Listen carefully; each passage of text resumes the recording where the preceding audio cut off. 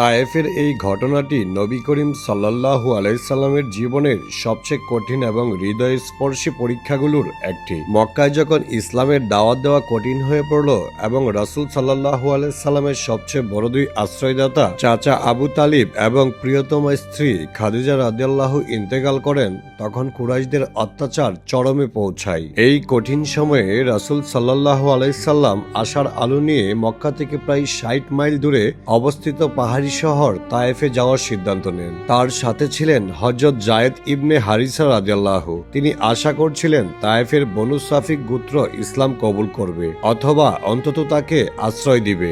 রাসূল সাল্লাল্লাহু আলাইহি সাল্লাম তায়েফে পৌঁছে তায়েফের তিনজন গোত্রপ্রধান আবদ ইয়ানিল, মাসউদ এবং হাবিবের কাছে গিয়ে ইসলামের দাওয়াত দেন, কিন্তু তারা অত্যন্ত অসভ্য ও তুচ্ছ তাচ্ছিলের সাথে দাওয়াত প্রত্যাখ্যান করেন। তাদের একজন তো এমনও বলেছিল, আল্লাহ কি তোমাকে ছাড়া আর কাউকেই নবী বানানোর জন্য খুঁজে পায়নি? তারা শুধু প্রত্যাখ্যান করেই ক্ষান্ত হয়নি, বরং নবীজিকে অপমান করে শহর থেকে বের হয়ে যাওয়ার নির্দেশ দেন। তারা শহরের দুষ্ট ছেলেদের এবং দাসদের লেলিয়ে দিল রাসূল সাল্লাল্লাহু আলাইহি সাল্লামের পেছনে। যখন তিনি শহর থেকে বের হচ্ছিলেন, তখন রাস্তার দুই পাশে দাঁড়িয়ে তারা তাকে লক্ষ্য করে পাথর ছুঁড়তে থাকে। পাথর ছুঁড়তে ছুঁড়তে তাকে তারা রক্তাক্ত করে ফেলে। তার পবিত্র শরীর থেকে রক্ত ঝরে পায়ের জুতো রক্তে ভিজে আটকে গিয়েছিল।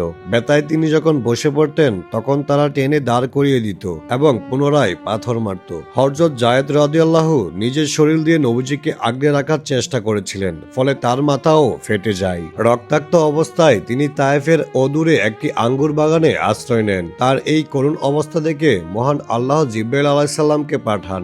জিব্রাইল আলাইহিস সালাম পাহাড়ের দায়িত্বে নিয়োজিত ফেরেশতাদেরকে নিয়ে হাজির হলেন। পাহাড়ের ফেরেশতারা নবীজিকে সালাম দিয়ে বললেন, হে আল্লাহর রাসূল, আল্লাহ আপনার কওমের আচরণ দেখেছেন। আপনি যদি অনুমতি দেন তবে আমি তায়েফের এই দুই পাশের পাহাড়কে একত্রিত করে দিব, যাতে এর মাঝখানে সবাই পিষ্ট হয়ে ধ্বংস হয়ে যায়। শরীরে প্রচন্ড যন্ত্রণা এবং মনে গভীর কষ্ট থাকা সত্ত্বেও দয়ার নবী সাল্লাল্লাহু আলাইহি সাল্লাম এই প্রস্তাব প্রত্যাখ্যান করেন। তিনি প্রতিশোধ না নিয়ে বললেন, না, বরং আমি আশা করি আল্লাহ তাদের বংশধরদের মধ্যে এমন একজন লোক বের করবেন যারা এক আল্লাহর ইবাদত করবে এবং তার সাথে কাউকে শরীক করবে না। এরপর তিনি আল্লাহর কাছে এক আবেগঘন দোয়া করলেন, হে আল্লাহ, আমি আপনার কাছে আমার দুর্বলতা এবং মানুষের কাছে আমার অসহায়ত্বের অভিযোগ করছি। আপনি যদি আমার উপর রাগান্বিত না হন তবে আমি কোনো কিছুর পরোয়া করি না। এই ঘটনা থেকে আমরা কি শিখতে পারি? প্রতিশোধ নেওয়ার পূর্ণ ক্ষমতা থাকা সত্ত্বেও মানুষকে ক্ষমা করে দেওয়া নবীদের সর্বোচ্চ গুণ। তায়েফবাসী সেদিন মেনে না নিলেও